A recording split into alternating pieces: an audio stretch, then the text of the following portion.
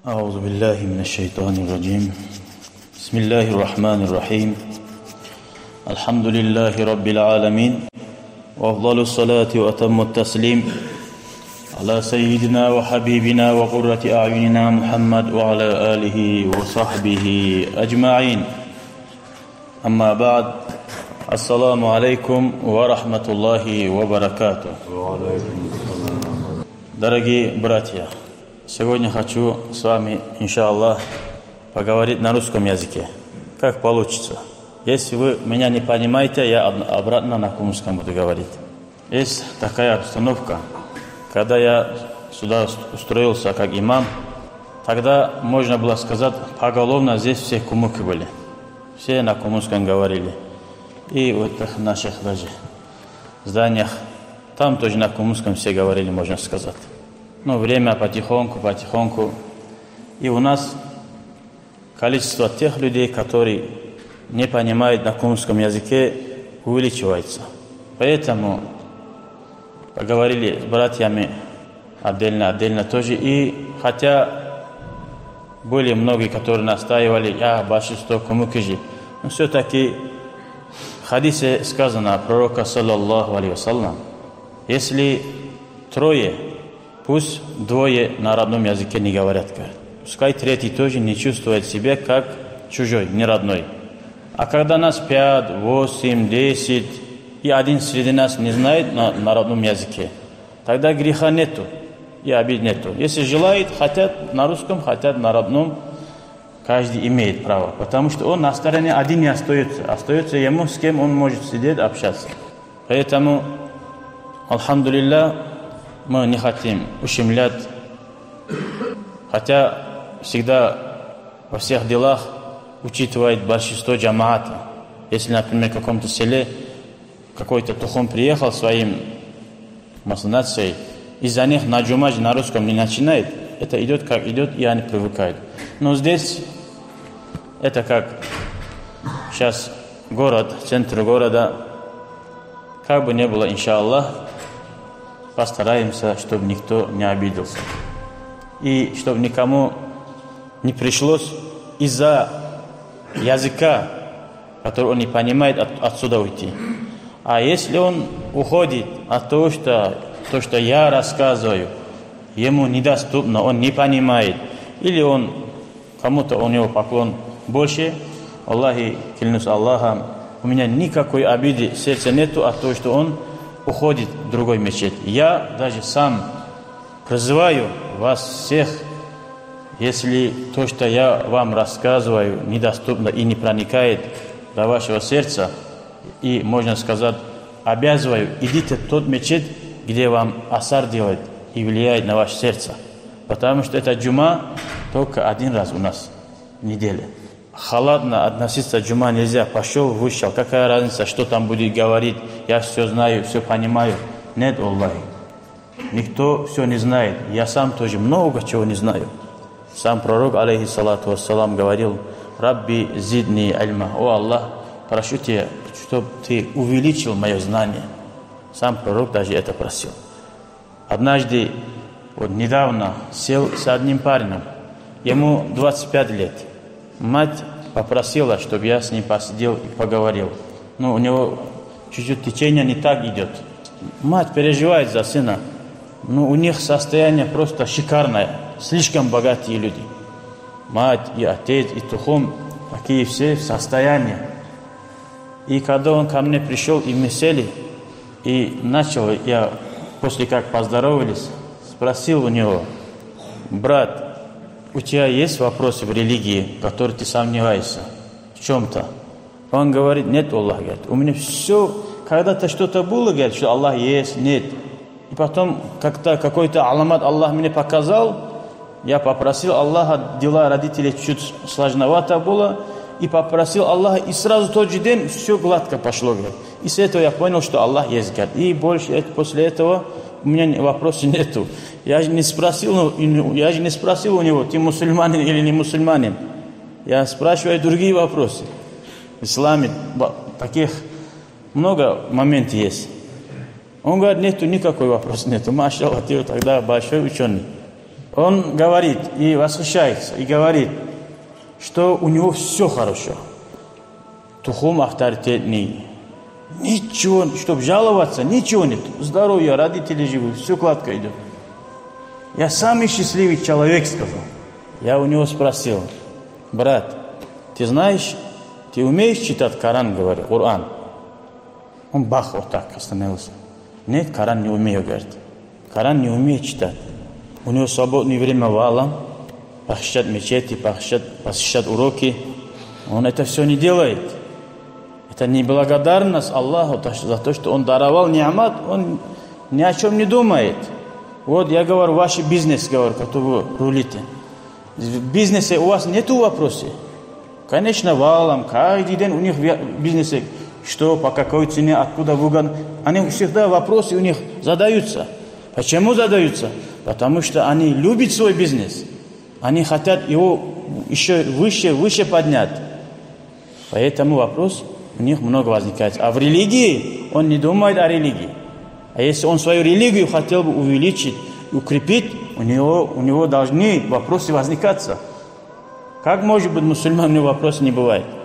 И в конце я сказал: брат, говорю, я хочу тебя сравнить с одним ятимом. Ятим, который без родителей, без отца. И бедный, и больной, можно сказать. Но все-таки он умеет читать Коран. Он, Аллахи, наибольше намного счастливее, чем ты, говорю. В дунья и в ахирате, говорю. И в дунья, в ахирате. То, что его тухум, род, богатство, это все временно. Дунья. Закрыв глаза, все там ничто. Поэтому надо ценить вещей своими ценами, которые Аллах и пророк, и наша религия, которую нам показал. Дай Аллах нам тауфик понять свою религию и воспользоваться нашими свободными временами.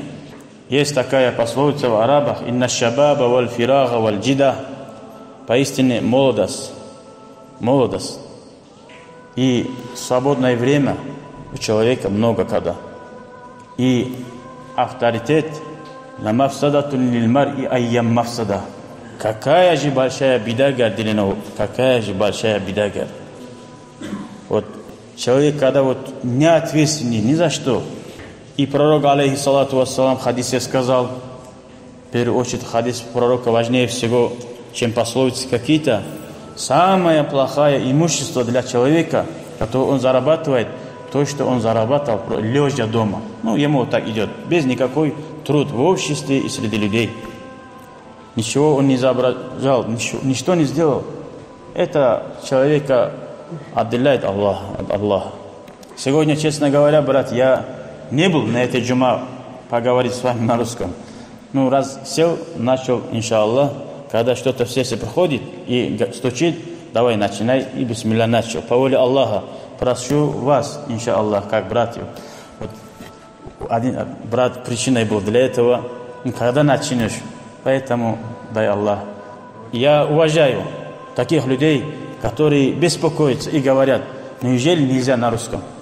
Иншаллах. Раньше мы говорили на русском и на кумусском. За то, что он переживал за эту религию. За то, что он переживал, хотел понять. Аллахи, мы должны таких людей любить и уважать. Не как их принимать, как будто они нас там грязят. Нет, Аллахи. Мы уважаем всех. Поэтому и прошу вас, чтобы вы тоже делали дуа, чтобы Аллах дал мне сил и сабр и довести вас в хадисе пророка, алейхиссалату вассалам, должным образом. И я вам буду делать дуа. Делайте за меня дуа, и я вам буду делать, иншаллах. Пусть Аллах наши грехи простит. В первую очередь. Когда Аллах грехи прощает, у человека все гладко идет. Все гладко идет. Алейхиссалату вассалам, пророк, у него народ был, очень плохой народ был. Он призывал к Аллаху 950 лет. Мы знаем, раньше долго жили люди. Не говоря, сколько он жил. Он призывал Аллаху дават, он не уставал. И это ему не надоело, что призывать к Аллаху. И сколько, думаете, люди приняли ислам в течение 950 лет? 70-80 человек максимум. Он столько звал, никто не приходил. Когда повеление Аллаха пришло пророку Нуху, алейхиссалату вассалам, чтобы он звал к себе даже животных, чтобы мир очистить от них нечистецов, и Аллах повелел ему построить корабль, эти люди, которые уверовали, сели они этот корабль. И оттуда только один призыв от пророка Нуха, алейхиссалату вассалам: о, все животные из разных видов, женский и, как сказать, мужской, поднимитесь на корабль. Все животные поднялись и собрались в одном корабле. И ни один другого не мучил, говорит. Это что дает нам понять? Если сердце чистое, у животных нету такой, у человека, как гордость. Когда они услышали голос пророка, призывающий, они все пошли. Но если у человека сердце нечистое, глаза слепые, не хочет видеть солнце тоже, что можешь делать? На все воля Аллаха. Поэтому мы должны просить у Аллаха: о Аллах, наставь мое сердце на правильный путь. Хоть даже пророки есть, которые в судный день придут, с ними не будет кроме 3 или 2, или кто-то один. Он только мог одного человека. Поэтому каждый имам, каждый алим, который даже обычный человек, призывайте к Аллаху. Это миссия пророка, алейхиссалату вассалам. Хоть одного человека ты сможешь, ты как один пророк что-то сделал. Это нам дает дух и силу. Как бы люди вокруг нас не собирались или не подчинялись, не слушались, в одном духе до конца, до смерти продолжат «Ла иляха илляллах ва Мухаммад Расулуллах». Да, недавно один выступал молодой парень, лет ему, наверное, 30, и рассказывал про своего соседа, который не проходил джума в мечеть. Однажды он взял, бисмилля, зашел к нему и говорит: брат, давай-ка пойдем в мечеть. Вот у тебя все хорошее, сам прекрасный человек. Давай сядешь с нами, как просто в кафе ходим, в ресторан ходим, в футбол ходим. Ну давай просто с братьями познакомимся. Когда к нему зашел, этот человек сказал ему: я 12 лет ждал, говорит, пока ты ко мне зайдешь и будешь призывать меня к джамаату, к мечети, говорит. Часто многие братья и сестры нуждаются в поддержке братьях. Шайтан им давит. Ну ты иди, брат. С тобой ты не один идешь. С тобой малайки идут. С тобой нур Аллаха идет. Когда ты рядом с этим человеком станешь, Аллах уничтожит всю грязь, которая у него. Если есть на это воля Аллаха, конечно, надо всегда уповаться на Аллаха. И он плакал, и как страдал, что он в течение 12 лет элементарно соседа не мог позвать ислам. Вот так, братья, ислам до нас от пророка не дошло бы, если они вот так не призывали бы нас. Они оставляли семью, родителей, свои бизнесы, все оставляли, чтобы возвеличить слово Аллаха. И они никогда не жалели об этом. Нам, алхамдулилля, такой, чтобы мы куда-то переселились, все что-то оставляли, нету такой. Нам надо чуть-чуть задуматься, что Аллах нам дал такой дар перед нами, братья, которые чуть что-то сказать. И есть информация, можно так отправлять, довести до него. Если у тебя в голове нету, можешь лекцию отправить какой-то, вместе посидеть. Аллахи, это самая большая награда, чем эта дунья, о которой я вначале говорил. В хадисах это подтверждается пророка, алейхиссалату вассалам. Одного человека наставить на правильный путь, это лучше, чем эта дунья и все, что в нем. Аллахи, это лучше. Сами сравните, как не будет лучше. Человек, который один раз сказал «Ла иляха илляллах», он в рай попадет. Рай будет попасть, если искренне он сказал и не нарушил норм ислама после этого, который выводит из религии.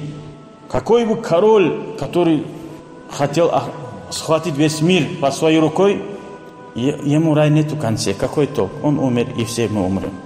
Поэтому большой ниамат — это «Ла иляха илляллах». Сегодня я хотел рассказать про ночь Шаабан, потому что мимолетно нельзя проходить такие ночи, как в хадисах. Пророк, алейхиссалату вассалам, сказал: «Инна фи айями дахрикум ланафахат». Поистине у Аллаха есть для вас в ваших днях такие дни, которые Аллах вам открывает ворота милости. Аллах всегда открывает, но однако иногда Аллах всем вот так закрывает как будто глаза, прощает всех. Наступит эта ночь очень скоро. Когда? Завтра, суббота вечером, это будет Лайлатун Нис Ша'бан. Это середина, ночь месяца Ша'бан. Пророк, алейхиссалату вассалам, об этом в хадисе и сказал. Мы знаем, есть месяцы, когда говорят месяц Рамадан, потом Лайлатул Кадр, когда день Арафа, когда отмечает какой-то день, именно ночь даже отмечает, Аллаху Та'ала просто так не отмечает это. Пророк, алейхиссалату вассалам, в эти ночи усердно молился и просил Аллаха прощения. И говорил, Аиша, когда удивилась, спросила, вот пророк, алейхиссалату вассалам, говорит жене Аише: о, Аиша, ты знаешь сегодня, какой ночь наступил? Сегодня ночь такой, говорит, что Аллах прощает всех, говорит. Там был Баникаль, какой-то народ, у них много барашков было. Среди арабов они известны были, что у них много баранов. Пророк, алейхиссалату вассалам, сказал, в эту ночь Аллах прощает людей, столько волосинки у этих баранов у них, столько же прощает. Это даже не ограничение, Аллахи, братья. Это просто пророк, алейхиссалату вассалам, хочет сказать, даже барашки волос не хватит, если Аллах захочет прощать. Это настолько много количества людей Аллах прощает. И сказал, исключил пророк, алейхиссалату вассалам, среди этих людей некоторых людей, что Аллах их не прощает. Поэтому мы должны внимательно, кто не успел, поспешить, к чему пророк, алейхиссалату вассалам, нас призывал, пока не наступил эта ночь. Вам расскажу хадис, который переводится от Байхаки, ан Расулиллах, саллаллаху алейхи вассалям, от хадиса Аиша, радийаллаху анха. Пророк, алейхиссалату вассалам, сам говорит: Атани Джибриль. С небес наилучший сами среди малайков, лучший малайк приходит, кто? Джабраил, алейхиссалату вассалам, в ночь Ша'бана. Это в субботу ночью будет. И он сказал, говорит: Хадихи лайлатун нисви мин Ша'бан. Это сегодня ночь, середина Ша'бана. Я'тиқуллаху фиха минан нар. Аллах освобождает этот день от ада бикадари ша'ри ганами бани кальб. Как мы сказали, сколько волосинки народа бани кальб, баранов, то есть. Это первая новость от Джабраила, алейхиссалам. Потом он сказал, это кто-то может сказать, именно, наверное, это тот ночь был, когда Джабраил, алейхиссалам, пришел. Нет, это касается всех ночей в течение наших жизней. Кама анна шаура ганам кальбиля бани кальб ла тухса. И Аллах, вала яндуруллаху фиха. И Аллах не смотрит в эту ночь. Даже Аллах не смотрит, откуда прощать. Как вам бывает, что вы пошли кого-то просить прощения, он даже не хочет слушать. Настолько вы перед ним не имеете какую-то цену. Аллах даже не смотрит на тех людей. Или мушрик, многобожнику, который призывает помимо Аллаха идолов или подобие джиннов. Или же раньше нету шейхов. Есть люди, которые по ошибке идут шейхам, говорят: о, шейх, прости мои грехи. Шейхи не прощают грехи. Шейхи, как обычные люди, они могут просто за вас дуа делать.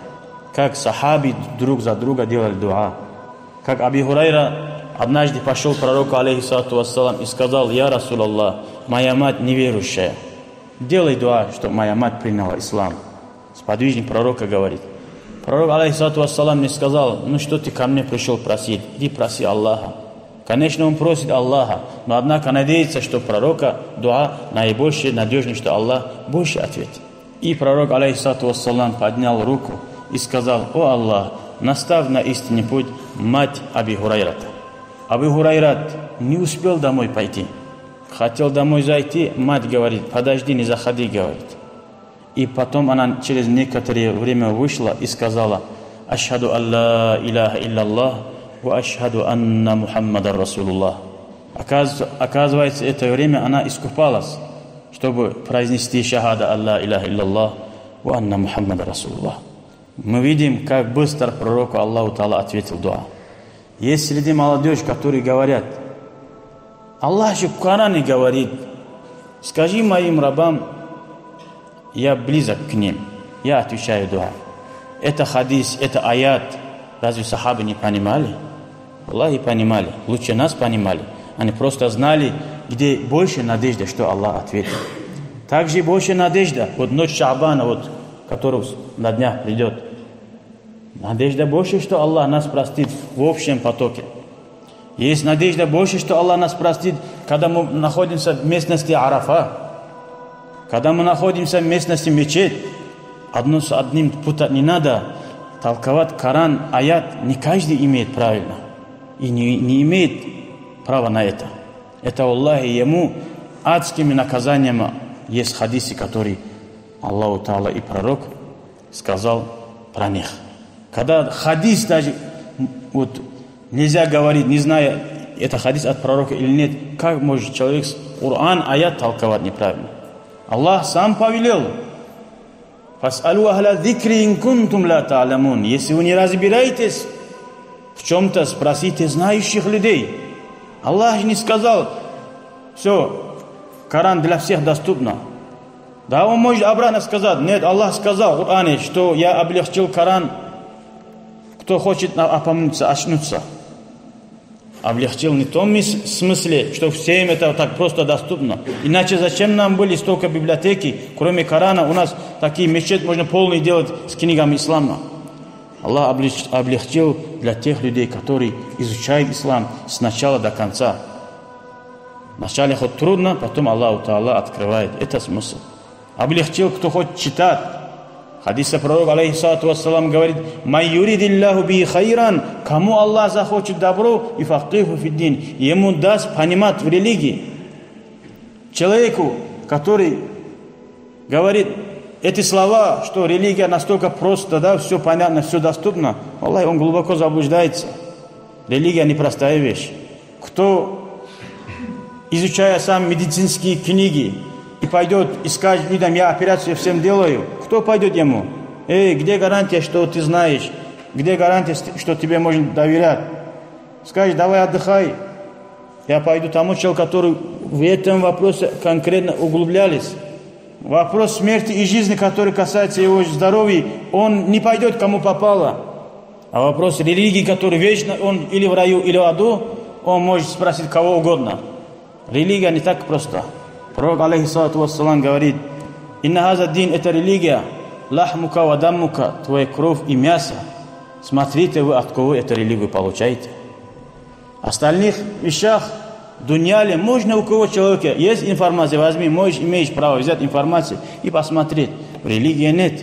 В религии это дошло до нас от таких людей, чистых, доверенных, которые никогда не продаются и ни за что не заменят свою религию. От таких людей пришло. Поэтому выбирайте для себя. Алхамдулилlah, есть на это выбор, большой сейчас выбор. Кто говорит, в интернете ильму нельзя взять? Нет, Аллахи можно. Почему? Это глупость. Интернет сейчас, как я тебя вижу, могу видеть людей таких, которые признаны в мире. Как можно сказать: интернете не получаете знать? Это сельские, неправильные, остальные люди говорят. Весь дунья интернетом пользуется. И видно бывает в комментариях, какой алим. Можно потом, раз ты не умеешь разбираться, скажи: вот этот алим мне понравился, как он рассказывает. Иди, кому ты доверяешь рядом, чтобы он анализ сделал, как знает, и тебе выявлял его где-то, какие ошибки, настолько он опасный или нет. Недавно в Ираке была война. Какая война была? Один от имени Абу Бакр себя назвал как халифа пророка, саллаллаху алейхи вассалям, и прозвал людей всех на войну. Вот это фитна сколько продолжалось. Никто не знал, какое произношение, вот, род этого человека, где он учился, кто его шейх, никто не знал. Слепо все: халифа, он говорит: идем-то к Аллаху, и все пошли. Нет, в религии так нельзя. Вы имеете право изучать историю и спросить у него. Дай Аллах нам не пропустить такие ночи, как Шаабан вечер. Раз пророк, алейхиссалату вассалам, Аллах простил его все грехи, прошедшие и будущие, он настолько усердно просит у Аллаха и говорит: не прощает многобожников и кто постоянно пьет вино и продолжает пить, и не намерен он оставить этот грех, он не прощается. Хоть эту ночь он не пил, он все-таки он считается, что пьющий человек, потому что он в сердце не намерен покаяться. Также Аллах не прощает. Сравнил с этими многобожниками пьющего человека и также того человека, который ссорится с братьями. Когда мусульмане братьями так ссорятся, а когда ссорятся родными родителями, братьями, женами, детьми, никто не может с ним ладить отношения.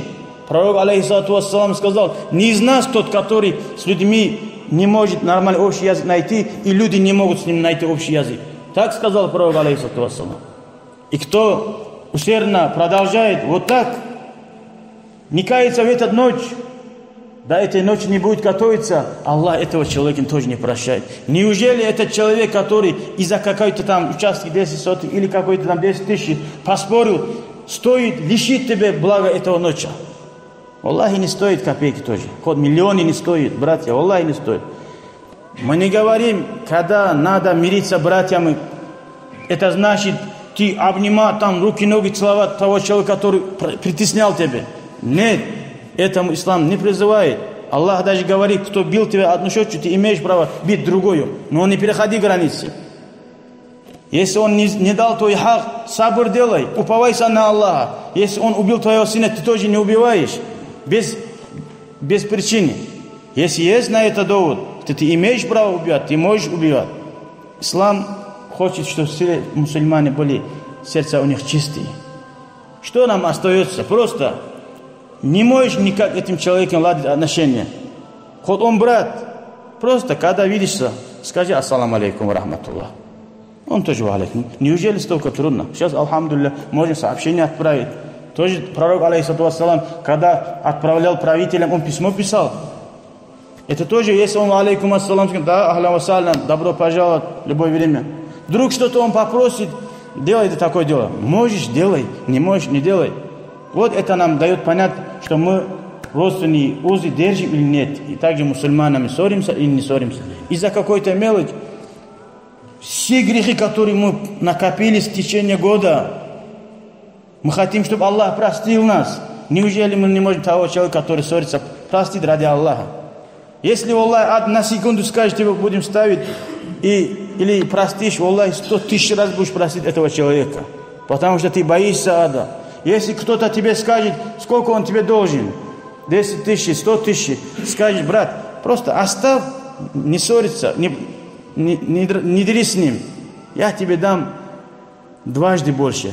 Ты же не будешь с ним ссориться. Это вопрос деньги, значит, тогда. Ну, Аллах тебе говорит: не 200 тысяч, я тебе обещаю в раю крепость. Оставь этого человека. Раз не дает, сабр делай. Убивать же нельзя за этого. И вечно аду горит. Не стоит, братьев. Надо просто задуматься над этими словами. Также Аллах не прощает тех людей, которые сура, человека картину делает рукой вот так. Или вот так, как это, памятники делает. Их тоже Аллаху Та'ала не прощает.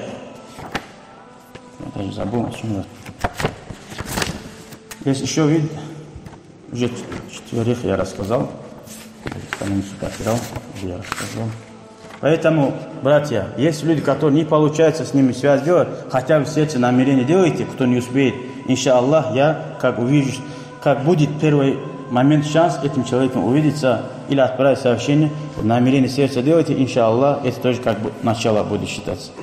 Во-вторых, дорогие братья, много распространено сейчас по WhatsApp. Ночь Шаабан, надо столько ракат, намаз делать, сколько это читать, 170 раз это читать.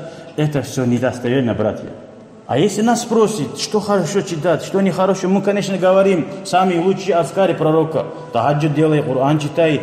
Читай субханаллах ва бихамди, субханаллах азим ва бихамди. Но однако мы не говорим, что пророк говорил: читай это, делай это. Это ложь будет в адрес пророка, алейхиссалату вассалам. А кто не успел читать, он будет все время внутри кипеть. Я не успел завершить то, что было там написано, там у него там целый список, сказали, вот эту ночь надо все читать. Столько ракат. Пророк милосердный. Кто как может, оживит эту ночь. Кто читает Ясин, 3 раза Ясин читает. Есть такой, алими сказали. Но в хадисе пророк не сказал: Ясин читайте в ночь именно Шаабан. Но однако он сказал: читайте Ясин для всей намерения. Для всего читайте Ясин. Если голодный человек читает Ясин, Аллах даст ему, он сытым сделает. Если жаждет водой, читает Ясин с намерением, чтобы жажда ушла, Аллах его жажда уберет, говорит. Поэтому, кто имеет, опираясь на это хадисы, просто читать будет эту ночь, раз благородная ночь, как благодатная ночь, будет читать, никто не имеет запрещать. Он не говорит, пророк говорил. Я надеюсь на эти хадисы, опираясь, делаю это. Оживляю ночь. Если говорят, пророк в мечетях не оживлял эти ночи. Почему вы оживляете эту ночь в мечети? Потому что мы знаем в наше время, много людей, много чего отвлекает нас. Телефон, телевизор и так далее. Поэтому мы говорим, соберитесь. Хотя бы вот так объединитесь и против шайтана вставать, вам друг другу вы будете поддержка. Потому что есть хадисы много пророка, алейхиссалату вассалам, когда люди, какое-то количество собираются в одном месте, им Аллах много баракат посылает.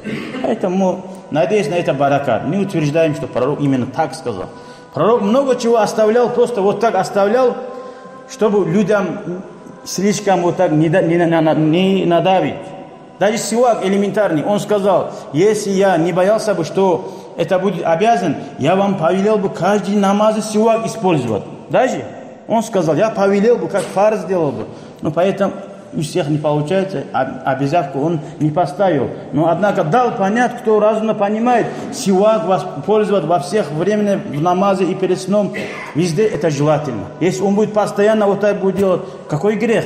Раз он просто не утверждает, что именно пророк так надо, обязал скажет, он уже будет ошибся. Он ошибается. Поэтому, иншаллах, ночь настолько важная ночь, долго тоже стоит об этом говорить, еще долго много хадисов, как пророк сужда, просил, плакал. Надеюсь, с этого вы поймете, что надо чистое сердце очистить. И это подготовка месяца Рамазан. Пусть Аллах нам даст баракат в остальные дни месяца Шаабан. И как мы знаем, ураза желательно понедельник, четверг. И хотя бы у вас не получается оживлять эти ночи, именно эту ночь, субботу ночью и утренний намаз фаджр, постарайтесь джамааты совершать. Это считается, как будто он оживил весь ночь. Хотя бы вот так. Дай Аллах мне и вам баракат в этих словах, что мы очнулись и следовали пути пророка, алейхиссалату вассалам. Вальхамдулиллахи раббил аламин.